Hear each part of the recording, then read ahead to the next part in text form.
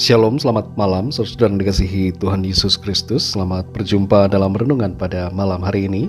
Doa dan harapan saya saudara semua ada dalam keadaan yang baik, sehat, penuh sukacita, dan selalu berlimpah berkat Tuhan. Sebelum kita mendengarkan renungan firman Tuhan, mari kita berdoa. Bapa di surga, Bapa dalam nama Tuhan Yesus Kristus, Tuhan yang selalu ada bersama menyertai kami di setiap saat. Kami mengucap syukur untuk pimpinan dan penyertaan-Mu di sepanjang hari ini. Tuhan sudah memampukan kami melakukan segala aktivitas kami. Pada saat ini kembali kami rindu mendengarkan sabda kebenaran firman-Mu. Urapi kami Tuhan agar kami mengerti dan taat melakukan kehendak-Mu. Dalam nama Tuhan Yesus kami berdoa. Haleluya. Amin.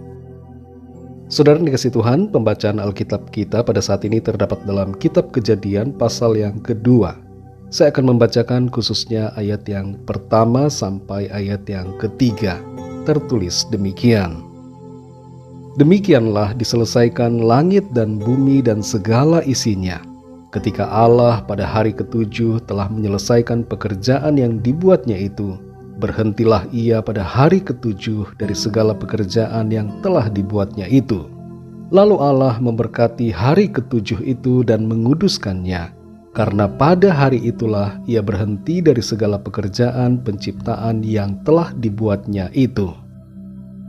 Saudara yang dikasihi Tuhan, seandainya saja kalender yang digunakan di seluruh dunia terdiri dari 6 hari dalam seminggu atau 8 hari dalam satu minggu, maka Alkitab menjadi tidak relevan lagi untuk konteks kehidupan manusia.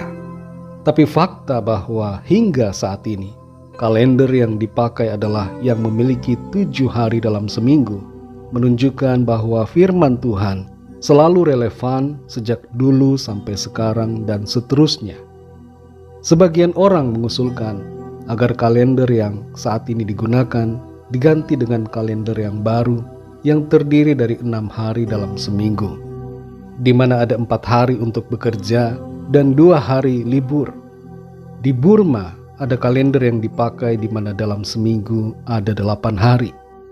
Tapi tentu saja saudara, bukanlah suatu kebetulan bahwa sampai hari ini, sampai detik ini, Tuhan menjaga sehingga kita semua masih ada dalam ketetapan waktunya, di mana seminggu ada 7 hari. Ini merupakan ketetapan dan rancangannya dari awal sampai akhir zaman.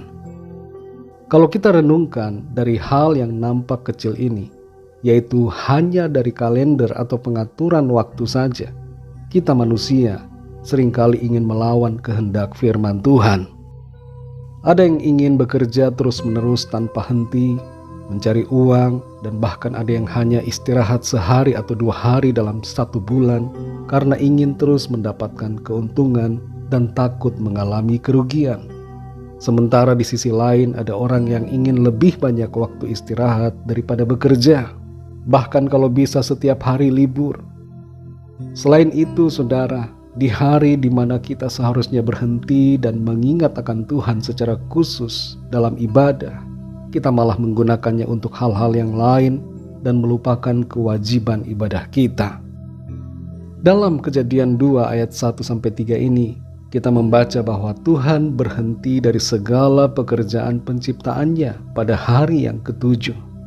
Dan Tuhan mau kita pun mengambil waktu istirahat dari pekerjaan kita. Di Keluaran 20 ayat 9-10 tertulis, 6 hari lamanya engkau akan bekerja dan melakukan segala pekerjaanmu. Tetapi hari ketujuh adalah hari Sabat Tuhan Allahmu, maka jangan melakukan sesuatu pekerjaan.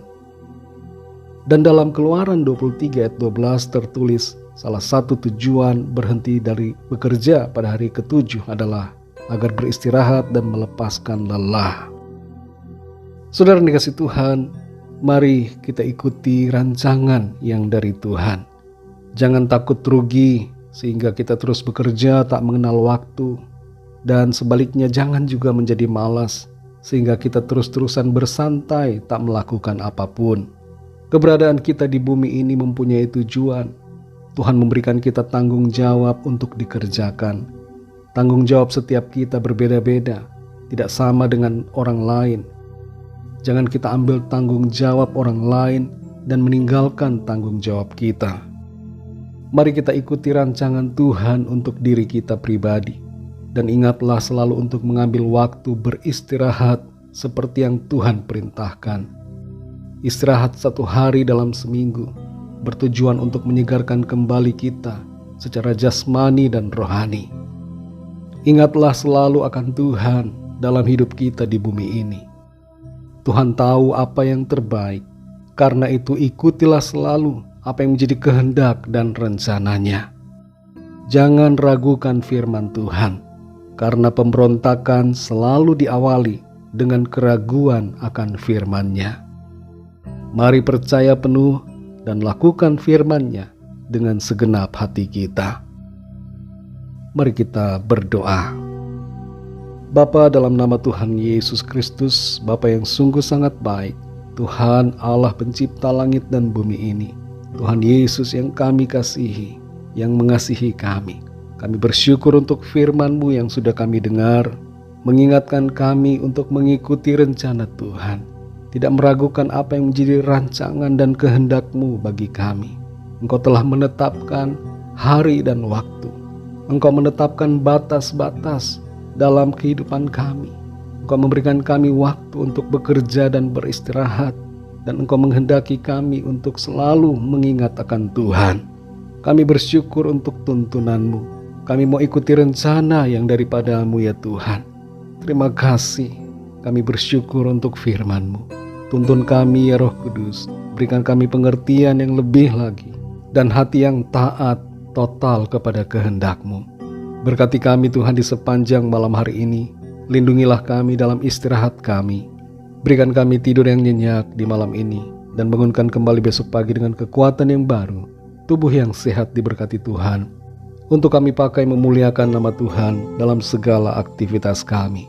Kembali kami berdoa bagi yang sakit dan dalam pergumulan, agar Tuhan menjamah dan menyembuhkan setiap kami yang sakit, dan memberikan jalan keluar yang ajaib bagi yang sedang dalam persoalan. Kami percaya kami alami kemenangan, kami alami sukacita dan berkat Tuhan. Ampuni kami Tuhan akan dosa dan kesalahan kami, seperti kami juga mengampuni orang yang bersalah kepada kami. Malam ini kami mau tidur dalam ketenangan dan damai sejahtera dalam hadirat Tuhan. Dalam nama Tuhan Yesus Kristus kami sudah berdoa dan mengucap syukur. Haleluya. Terimalah berkat Tuhan. Tuhan memberkati engkau dan melindungi engkau. Tuhan menyinari engkau dengan wajah-Nya dan memberikan kasih karunia. Tuhan menghadapkan wajah-Nya kepadamu dan memberikan damai sejahtera.